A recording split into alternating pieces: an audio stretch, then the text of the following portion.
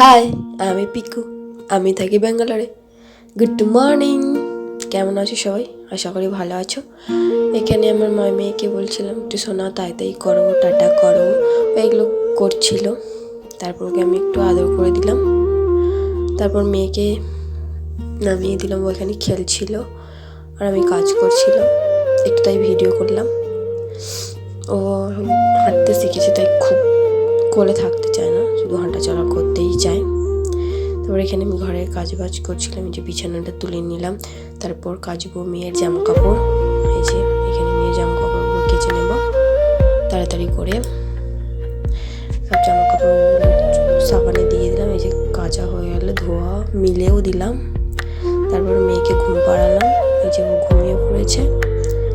তো এই যে একদম শান্ত, কিচ্ছু জানি না।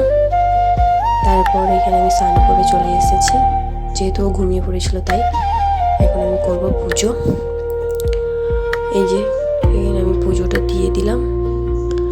তারপর দেখলাম মেয়ে উঠে পড়েছে, তো ওকে আবার স্নান করাবো, খাওয়াবো, এটাই আমার কাজ এখন। তো আজকের মতো এই পর্যন্ত, টাটা, বাই বাই। প্লিজ আমাকে সবাই একটু সাপোর্ট করো।